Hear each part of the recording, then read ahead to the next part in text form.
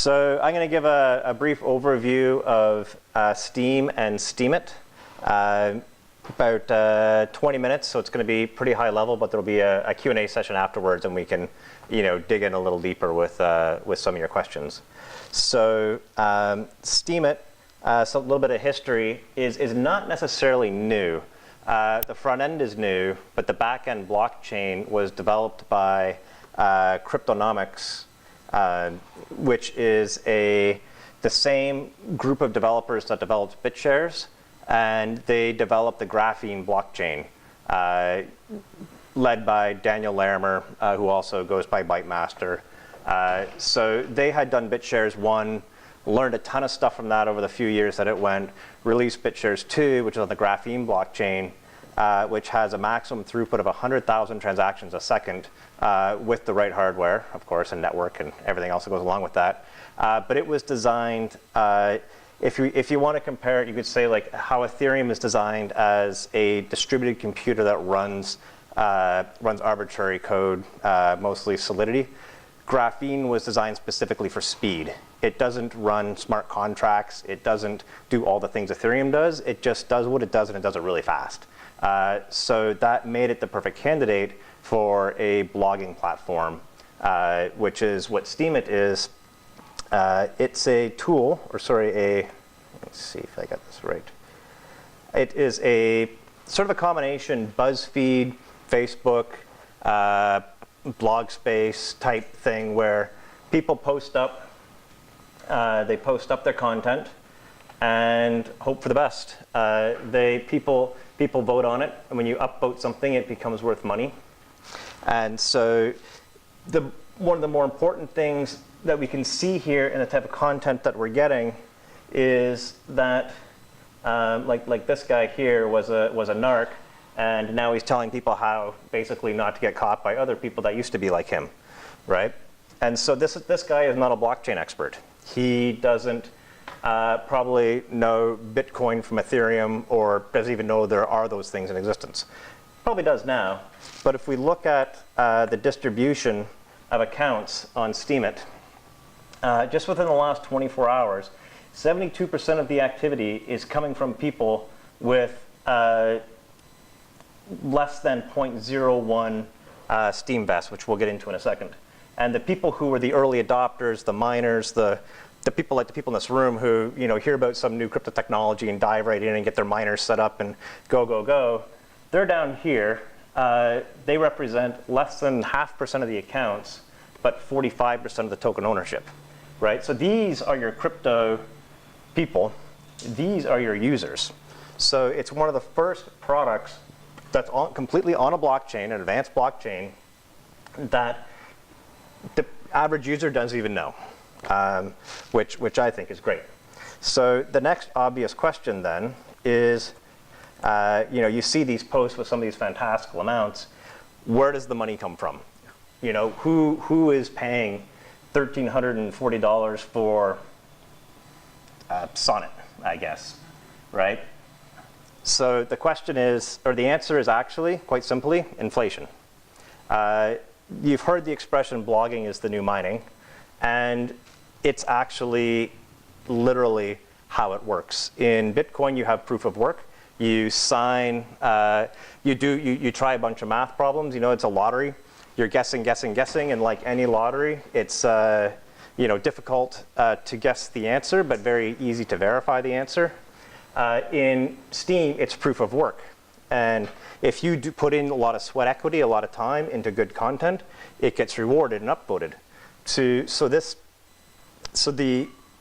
When a post is paid out, and so you can see here by clicking down on it that this one is going to pay out in 18 hours. Every time someone upvotes, this gets extended a little bit. How much it gets extended based on how much Steem power the voter has. So if someone like a whale, what's called a whale in the Steemit, most crypto spaces actually, is basically anybody with a portfolio over $500,000 or 500,000 Steem power. They can extend this thing by a few hours. You take one of those 72% of the average user, they're going to extend this by maybe 30 seconds, 20 seconds.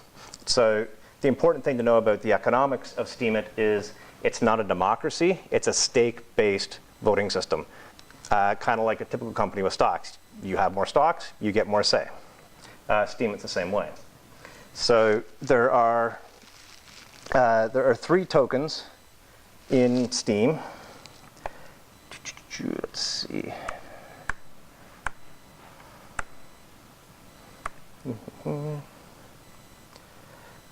Okay, I didn't load that one. Let's go to witnesses. And Steem. So one of the things that I tried to do with this presentation, which I think is really interesting, Steemit is run by a community. It's an open source platform.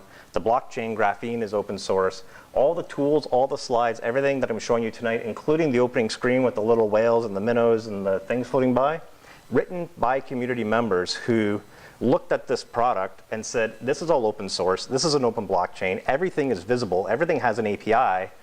There is no reason why, kind of like Bitcoin or Ethereum, we can't dig in and write our own tools. Like in Ethereum, you have Etherscan. You know, nobody from the Bitcoin or the Ethereum Foundation said, hey, we need someone to write a blockchain explorer. How much money would it take to pay it? Somebody said, this is all visible. I can do this. I think it's a great product. And Steemit, you have the same thing. So one of the things that this site does, Steemed, is it is not so much a block explorer like you would expect with like Ethereum or Bitcoin, where this block is that. It gets into the mechanics. If we can zoom in a little bit here, it gets into the mechanics of the economics and the workings of the blockchain. And so we have these numbers here, which drive the value of posts. It drives how much people get paid. So I mentioned before that there are 3 tokens in the Steem ecosystem. The first is Steem. Steem is what you see on Poloniex, on Bittrex, hopefully a few other places, and also the internal market of Steem. It is a token that is free to trade around just like Ethereum. The downside to holding Steem is it appreciates with inflation at about 50% a year. That's double Bitcoin. Bitcoin inflates at about 22% a year. It can go higher than that. If you hold Steem Power, which is the second token, Steem Power is what is needed to vote. If you can't vote with Steem, it's like a preferred share in a real company.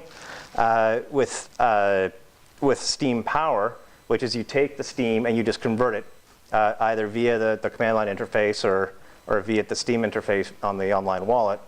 And what it does is it locks up your Steem as Steem Power for 2 years, 104 weeks. And it stays locked up. And if you want to get your Steem Power back, you have to start a divesting cycle. It takes the balance you have now and starts paying it back once a week for 104 weeks. What this does is it prevents mass crashes. People can't just like flood the market or dump. They have to have buying Steem Power as like a commitment. The Steem Power can't be transferred from person to person. You can sell your account, and we'll get into a little bit of the key architecture later on how that's possible. But once you have Steem Power, you're sort of locked into the system, but it gives you the ability to vote for witnesses, which we'll talk about in a bit, which is how the network is secured. And it gives you the ability to curate content, which is what we saw here. And so if you look at this dollar amount, you can see that, let's say we go into one of them. So you can see this is written by a person. They have a 65 reputation, which we'll get into in a bit as well. But that may be more Q&A, because I think I'm probably going to run out of time. So here you can see that this post has 247 votes, 34 comments, and you can drop down, because the system's all transparent, and you can see exactly who is voting for it. And you can click on any one of these people and see what they write, what they post, how much money they have, how much money they've earned, you know, completely open. So back to the economics. If I can get back there. So I mentioned that Steem inflates at 50% a year. That's just the minting rate. So every time one of those articles pays out, it gets minted. Everybody gets their value kind of reduced by that inflation. You have a question? Yeah, sorry. Could you talk about how the reward amount is calculated from the number of upvotes? Sure, I'll get to that in a second. Let me just finish this up first and then we'll segue into that. So you see this number at the top here, this 280. One of the reasons I want to do live is so that you can see that with each block, now the block time in in old habits, in Steemit is 3 seconds.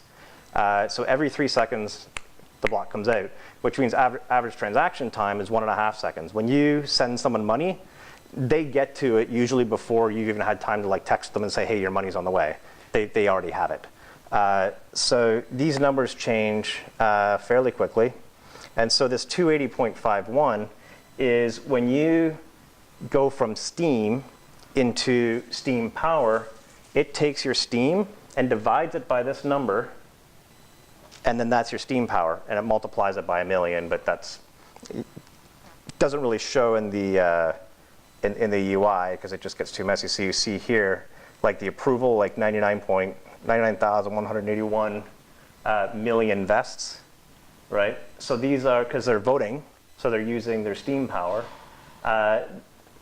This is how much Steem Power, which is 99,181 million, I don't really know the word for that number, it's a big one, is voting for this witness. But let's say now you want to cash out, and so you're saying, well, how is this only depreciating at 5%, whereas this one's depreciating at 50%? This number changes. And so you can actually calculate this number, so you just went to 512. You can calculate this number by taking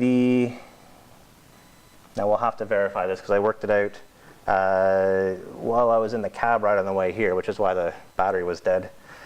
If you take the total vesting shares and divide it by, the total fund shares, total vesting fund shares divided by the total vesting shares and multiply it by 1,000,000, you get that number. And that number is roughly, when it's calculated at the time, it was 0.31.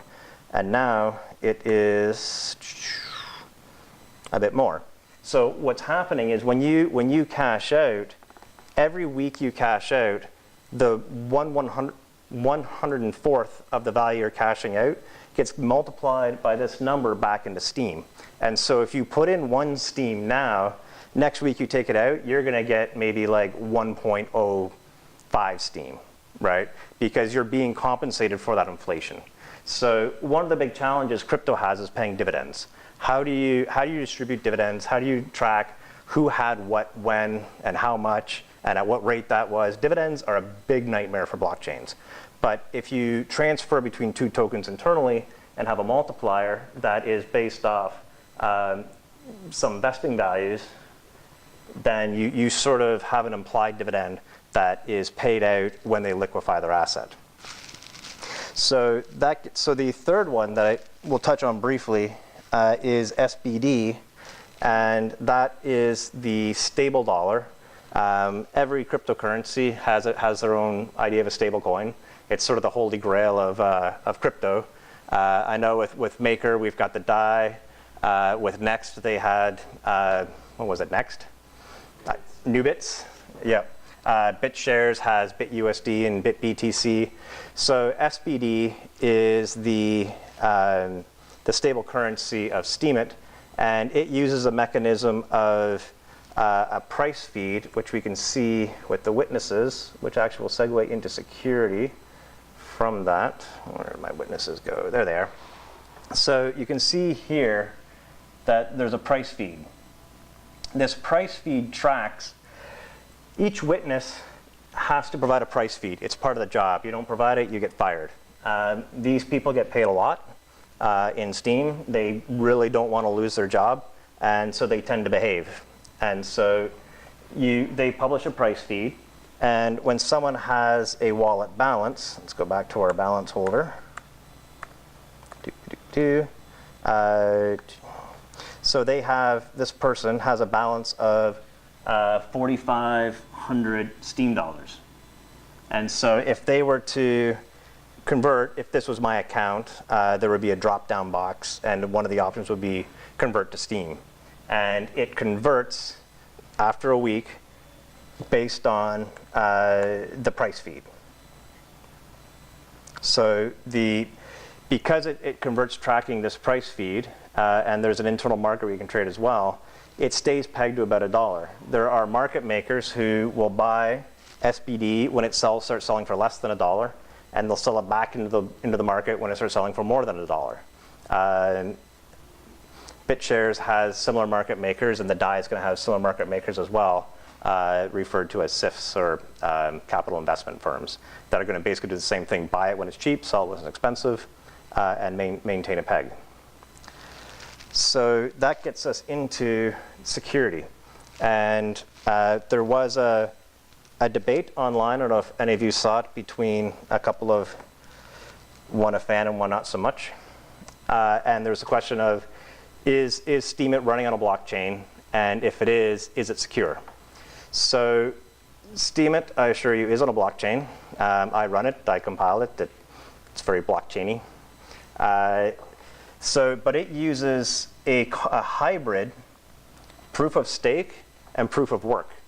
And the way the hybrid works, I don't know how many of you are familiar with BitShares and proof of stake. So in Bitcoin or in other proof of work tokens, you try to guess the answer to a mathematical question. When you find your answer, you submit it. Am I doing on time? Good. When you find an answer, you submit it, and if it's correct, it's very easy for everybody else to verify, and you get consensus, you add your block, you get your transactions, you get your block reward, and you move on. So what delegated proof of stake is saying, well, let's say like with Bitcoin, we've come down to say 5 or 6 big miners, the mining pools. Well, we already know who they are, so why make them go through all this work, you know? And so what if we had people that were known, would run for these positions to sign blocks? They could just sign blocks in a round robin, and then they would get the block reward. So in Steemit, there's a block every 3 seconds. The rounds are 21 people long. You see these guys are in bold, and these two are not. And so that means there are 3 blocks a minute. So of these top 19, they're making 3 blocks a minute. A block currently is worth about $2. You can do the math on that in your head. These people don't want to get fired, right? They're pulling in close to $1 million a year in Steem. Assuming Steem doesn't collapse in the next 2 years, everybody's happy, or at least they're happy. So the way it works is, so these people are elected. You can see their approval rating, who votes for it. And if we look at one of them, you can see, because it's a transparent system like all blockchains, you can see everything they're doing, just like you can see everybody else. You can see who's voting for them. You can see what they're buying. You can see what articles they're up voting, what articles they're down voting, what percentage of their stake they're voting with on what article. You can see their signing keys, publics, of course. Their posting keys. So here's interesting, which we'll also talk when we get into the key discussion. Notice how they have 3 posting keys with a weight of 33% each. Graphene has a 3-key hierarchical permissioning system, and so you have an owner key, a signing key, an active key, and a posting key, which we'll get into later. But you can then give each key weights and delegate that out to people. So someone like SVK, who is number 1, probably a pretty busy guy. He writes a lot of tools. Doesn't have time to sit there going through and curating articles. He can hire people to curate for him. Right? And if they curate quality stuff, his value increases because the value of the product increases. So here you can see he has a posting key, 3 posting keys at 33% each. So he probably has 3 people working for him curating articles. And then he has some way to pay them, probably splitting their curation. The better they do, the more money they make, the better the product gets. But moving on, we can see his witness stats, how many blocks he's missed for whatever reason, how long he's been, how many blocks he's produced. Well, more importantly, we can see who else he is voting for. So this is voting for SVK. So I missed the top one. So these are the people who support SVK, and it's all linked. You can go in to look at each one of them and see who they are, who else they vote for. And so it becomes, the politics of Steemit becomes very, very public and very, frankly, contentious, because it's like, oh, you're voting for this guy, but you don't vote for me. You think he's doing a better job than me, you know? And so witnesses become a very politicized position where there are literally thousands of people waiting to take your position. If we go back to the list of witnesses, I think this one only doesn't show, I don't know how many it shows. It doesn't show very many of them. It only shows the top 100 out of 19 elected. And this list is thousands long. So that's the top 19, and they're elected. The next position, the 20th position, remember I said there's 21 blocks in a round. So the 20th position is actually, it's kind of misleading how this is displayed. From 20 to 30 position, these guys rotate. So each time a new round comes up, it's going to be Java Steem, then this person, and like the order gets randomized. But then they get a block. So they get basically 1/20th the blocks that the 19 do. And then the 21st position is this over here, this list over here, which is the mining queue. Like I said, it's a hybrid system. Steemit also has proof of work. The original distribution was proof of work before proof of stake came in.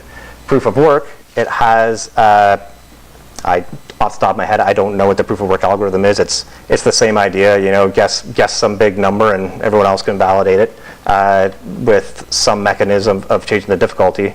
But the point being is that every round, the top person on this list gets to be the next one. So now you can see the next one down is the $1.4. If we kept here, you know, refreshing enough, eventually this 1.4 would pop up into here, and they would get molded down here, and then you would see, if you were looking at the block explorer, you would see they produced a block and they go to the bottom of the list. The reason you see like 13, 14, 17, when you get into this queue, which is currently 87 long, you stop working. You have solved your proof of work, you go into the queue, and you wait in line for your round to come along. So the 87, 86, 85. The queue length is variable depending on how many people are mining. And so what you can do is you can have your mining rig set up with multiple accounts, and so when one gets in the queue, the next one just takes over and starts mining.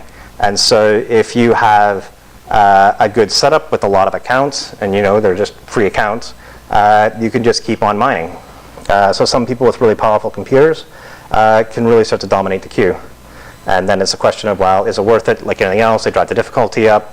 They're paying for processing ostensibly, unless they're stealing it from their lab at school. Wouldn't know who would do that.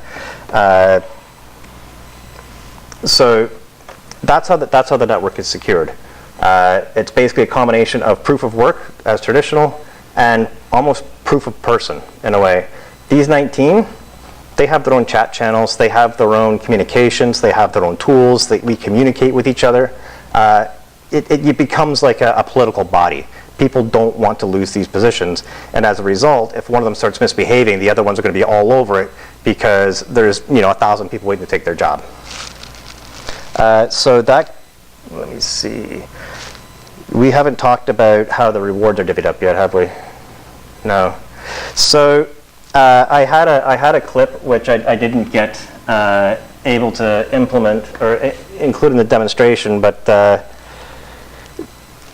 part of being a witness and part of the, working with the developers is you have a set of knobs and dials and levers that you're constantly tweaking to try to make the system balance, try to make it perform optimally. It could be block size, it can be how long after a post is posted before certain things are distributed certain ways. At the highest level, rewards are distributed 50% to the author, 25% to the curators, those are people that just click up or down vote, and 25% to the commenters. There's a bit of a curve there, because when an author first posts their post, for the first 30 minutes, they get a bigger chunk of the curation. So if someone votes right away, the author will get 100% of that revenue for whatever steam power that person had. At 15 minutes, they get 50%. At 30 minutes, they're just back to the 50, 25, 25. This promotes authors who are known to get paid, who put up good content. It also kind of encourages people to actually read what they're voting on, not just be a bot spamming votes, which gets us to one of the other parts of the economic model is with steam power, you don't spend steam power when you vote, but your steam power, for those of you who have played video games and you cast spells or launch missiles or whatever, your energy goes down and you got to wait for a bit to come back up again. So if we look at our friend Witness SVK here, we see his voting power is at 99.6323%. If he votes on something, that'll go down to like 95, then 80, then 50, then 30.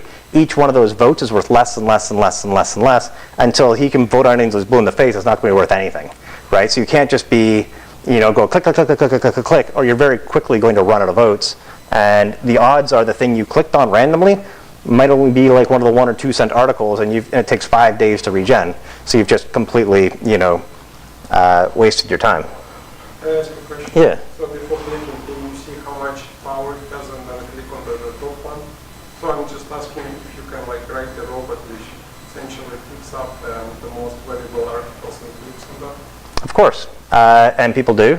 But one of the things that the knobs and dials and levers and switches that the witnesses and developers work on is how to sort of stem non-organic voting. And so the video I was going to show is, I don't know if you've seen it or not, it's John Cleese, a referee for soccer. And they're talking about when is a ball offside. And it's some complex rules about who's where and whether some person is involved in a play or going to be involved in a play or might become involved in a play. And they finally, summarize it all by the ball is offside when the linesman raises his flag. And curation rewards sometimes can seem that way. It's a lot of thought, and on the witness and dev channels, most of the reams and reams and reams of text that flows by is how to come up with a really fair distribution system. And the 50-25-25 is a very high level view.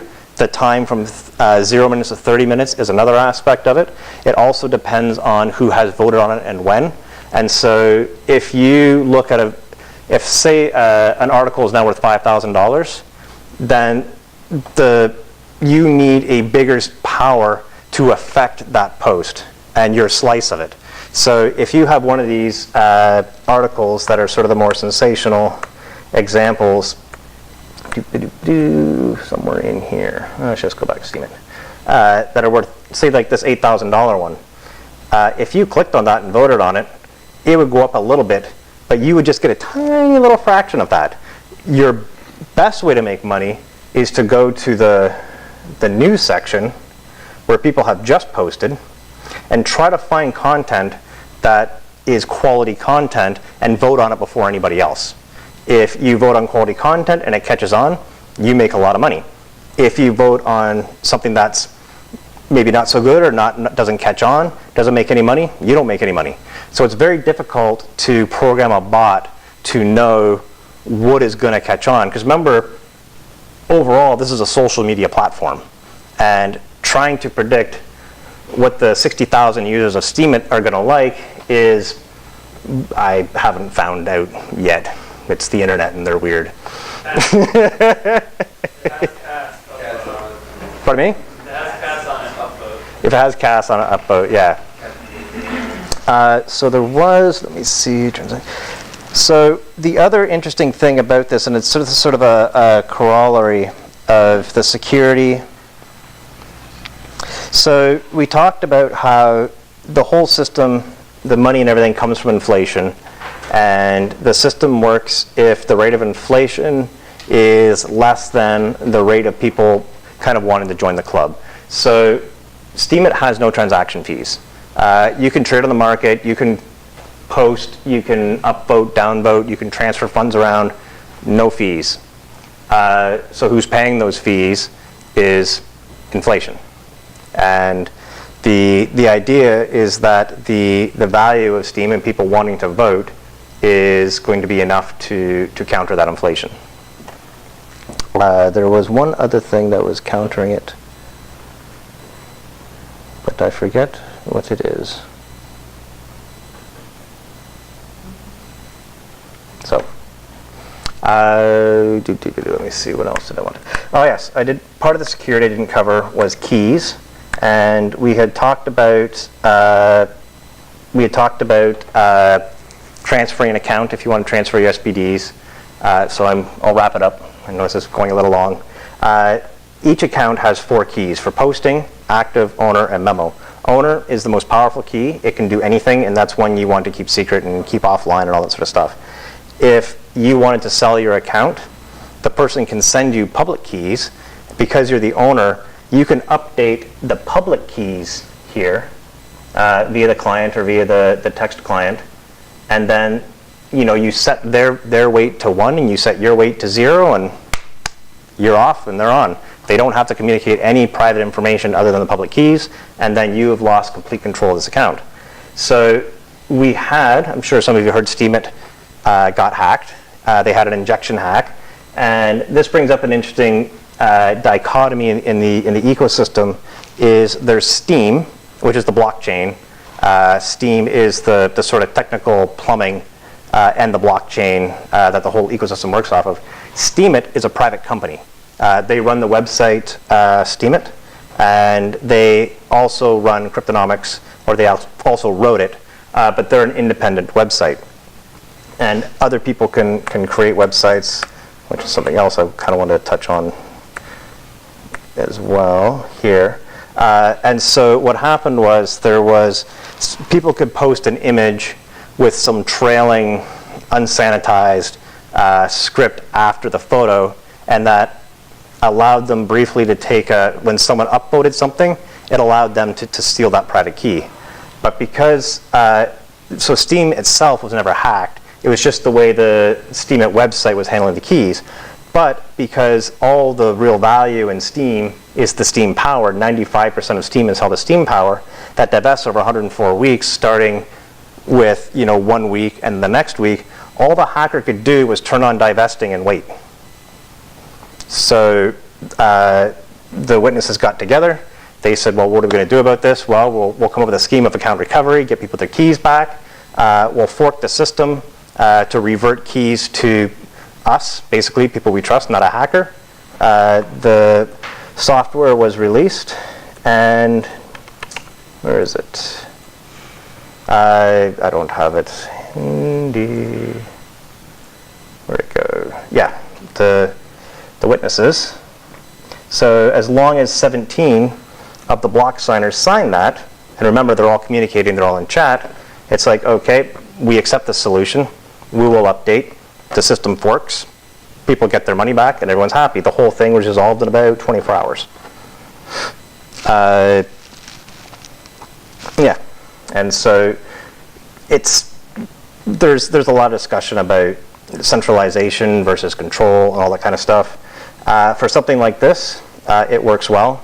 And the theory is that these people are fairly diverse geographically and somewhat ideologically. It is unlikely for them to collude in a way that would damage the network. They may collude to improve it, which is, frankly, I hope they do, because we want the network to improve. They're unlikely to collude in a way that would damage it, and if someone has found out they are, they get fired. Basically, the people who are voting for them would just stop voting for them, and that's it. They'd be out. Security hole solved. So I think that's pretty much everything I want to talk about except reputation, but I think I'm way out of time. So thank you all very much for listening so patiently. And